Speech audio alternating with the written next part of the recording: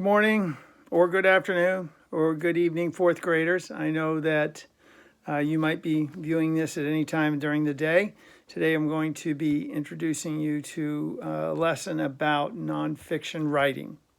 And so I'm hoping that you have your notebooks with you and a pencil or some kind of writing utensil. I would like to invite you to feel free to stop the recording, to back it up when needed, and there'll be some questions that I'll post, and I would like you to write your answers to that inside your working from home notebook. So bear with me. I'm gimpy here. I've got one arm. One arm's in a sling, which is a story for another day. But today we're going to be looking at a nonfiction book called Australia, and I will turn that so that it doesn't appear backwards like it does now. But I want you to think for a moment and then maybe stop the recording. Think about anything that you know about Australia. Can take a moment and pause the video and think about anything else that you know right now about Australia. And now I'd like you to be thinking about anything that you would like to know about Australia. So I'm opening up to this book, and I have a map here. Is one of the text features that we'll be using to learn information. You'll notice that Australia is in kind of a yellow color, whereas all the other continents are in green. It starts out like this: Australia, the world's smallest continent. Australia is located south of the equator. Because of its location, Australia is often called the land down under. The landmass is just a little smaller than the United States. Australia covers almost 3 million square miles, which is 7.8 million square kilometers. More than 20 million people live on this continent. Australians enjoy the warm climate and the unique plants and animals that make up the land down under. Climate. Northern Australia has a tropical climate all year. This hot area has a wet and dry season. During the wet season, about 60 inches, or 152 centimeters, of rain falls. But the most rain falls along the east coast. Australia's middle, made mostly of deserts, is the driest part of the continent. Called the outback, this area gets less than 10 inches, 25 centimeters, of rain yearly. Southern Australia has a mild climate with warm summers and cold winters. Most areas get more rain than the outback. And then we have a caption here referring to the photographs. It says Australia's climate ranges from wet tropical northern areas to dry deserts in the outback. So as you look at these pictures, or these photographs rather, of animals in Australia, I want you to keep in mind as we read that nonfiction writers, they write about real things, and they write about things that they're curious about.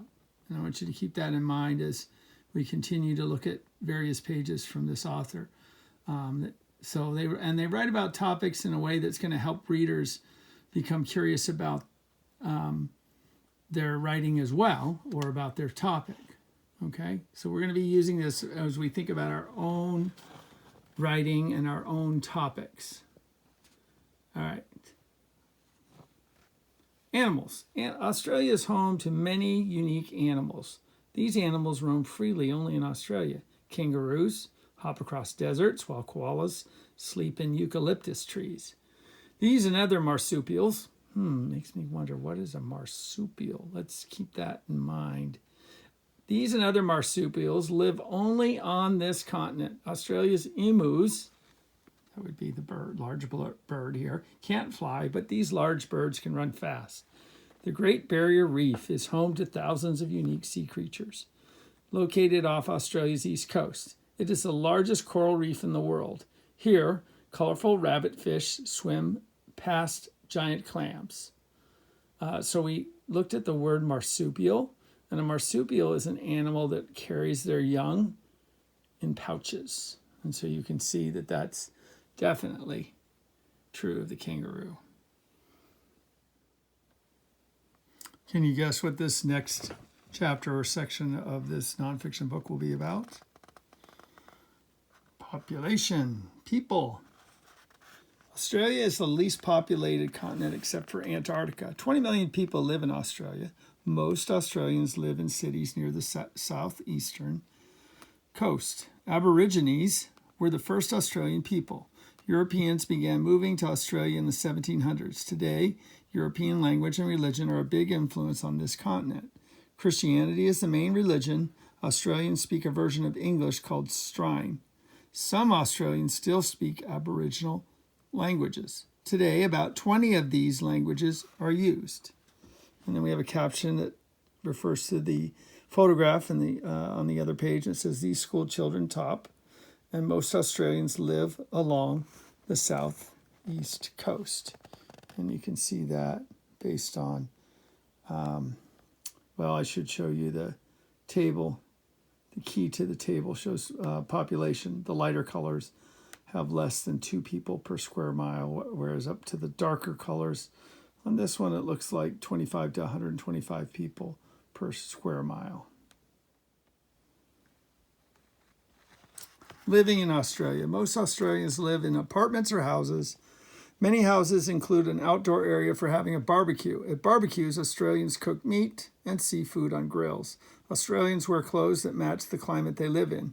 In the tropical north, they wear loose, colorful clothes. In the south, people wear t-shirts and shorts during the summer. During the colder winter, they wear warm pants, and jackets. So what I'd like you to do now is there's a couple of questions that I have asked, and you can pause the video at this time so that you can write your answers in your notebook. And the first question says, what are some things that you learned about Australia from the parts I read? And the second question follows, what else would you like to know about Australia? Please go ahead and pause the video and write your answers to these 2 questions. It'd be nice if you dated it too, and you could call this writing lesson number 1. This would be the time that we would do a turn-in talk to our partner, but that's going to be rather difficult. So we're going to move right on. And the next question I'd like you to consider is, what other country would you like to read about and why? And if you could take a moment to think about that and then write your answer. It could be a country that maybe you came from, or your family came from, or you have a heritage, some of your heritage family line is from that place or that region in the world, or maybe just a country that you've always had an interest in, or you know someone that's been there or lives there now. And then secondly, what is it that you want to know about the country that you picked? And please take a few moments to write about that.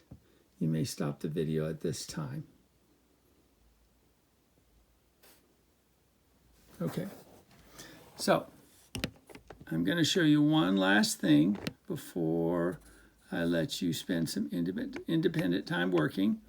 And we already probably wrote a list of some countries, but if there are other countries that you have an interest in, you can write those down and write some things that you'd like to know about those countries.